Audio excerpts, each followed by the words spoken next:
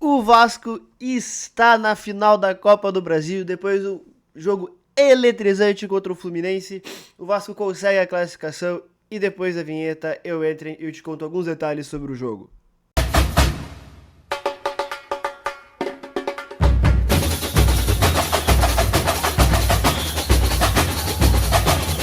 E aí, rapaziada? Nação Vascaína tá feliz pra caralho, né, Vascaína? Tá muito feliz, merecido pra caralho, como eu falo aqui há muito tempo. Se tem uma torcida que merece viver momentos assim, é a torcida do Vasco, porque além de estar vivendo a merda que tá vivendo há 15, 20 anos, ainda tá vendo seus rivais em sequência ganharem títulos de muita relevância, como a Libertadores, Flamengo papando várias, Botafogo e Fluminense ganhando também. Então, se tem um time que eu torço pra que chegue, pra que ganhe, é o Vasco. E é o Vasco ainda do Fernando Diniz, que é um treinador que todo mundo aqui sabe. Eu tenho uma admiração do caralho por ele, do caralho. Eu sou fã do que ele propõe, do que ele pensa de vida, de futebol. Então, parabéns ao Vasco, parabéns ao Pedrinho. Porra, do caralho o que aconteceu hoje. Vamos lá. Vamos falar do jogo. Alguns detalhes que eu notei de como o Vasco travou o Fluminense em vários momentos, tá? Principalmente no começo do jogo, depois no segundo tempo também o Vasco acerta. Mas o que o Vasco fazia? O Fluminense, é o vermelhinho, ele fazia uma saída de 3. 3 mais 1. E geralmente saída de 3. Ou era com o René mais baixo, ou baixava o Martinelli e baixava o Nonato. O René vinha para uma linha mais alta. Geralmente era isso aqui. E o Vasco, quando ia pressionar, o que o Vasco fazia? Ou até isso aqui também, né? Muitas vezes acontecia do Fluminense ser um. Opa! Ser isso aqui. Baixar em duas linhas de 4 e sair assim. Era geralmente a cena com 4 jogadores ou um 4 mais 1 no máximo.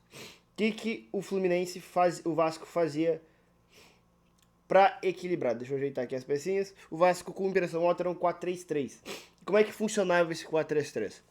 Tu tinha Coutinho, Ryan e tu tinha o ponta do lado da bola. Então, por exemplo, a bola vai saindo do lado esquerdo com o René, o Nuno Moreira baixava, vinha pressionar, enquanto o Gomes, outro lado, ele equilibrava por dentro.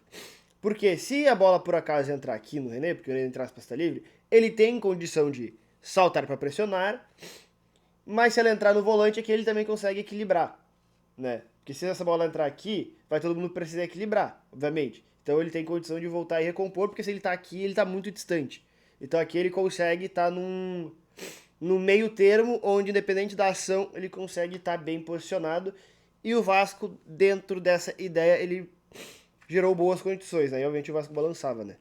Ele precisava pressionar para não deixar o outro lado livre, que é mais difícil. Então, nessa situação, o Vasco criou boas condições. O Fluminense, com bastante dificuldade de sair disso aqui no começo do jogo, conforme o jogo foi passando, isso foi se ajeitando. O Vasco teve também perna para manter essa expressão tão alta o primeiro tempo inteiro, então uma hora foi baixando, e conforme o Vasco baixava, virava muito mais um 4-4-2 do que um 4-3-3, né? Porque os dois pontas, obviamente, eles vão baixar um pouquinho mais, para não expor tanto o time.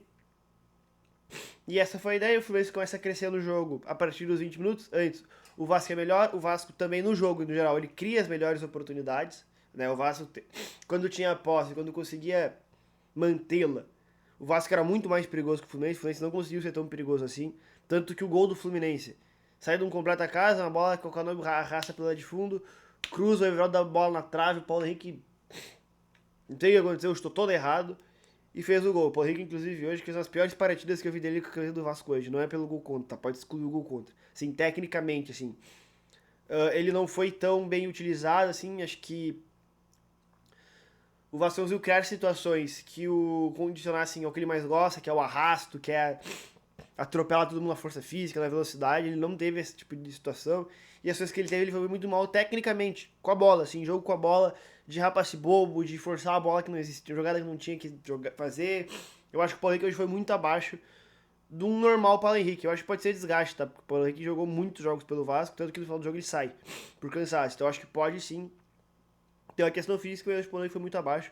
E excluindo totalmente o gol contra, que eu acho que é um completa caso, beleza? No segundo tempo, o jogo continua mais ou menos a mesma coisa, tá? O jogo não desanda, é um jogo então todo muito trancado. Duas equipes com alguma dificuldade de construir, o Vasco, como eu disse, um pouquinho mais de facilidade, mas também não muito, é um jogo muito truncado, onde os dois times não ajudaram, porque o tempo inteiro era conversa com o juiz, reclamação, não sei o que, disputa de pênalti, assim. Os dois times literalmente não ajudaram o jogo a fluir, o jogo foi muito truncado.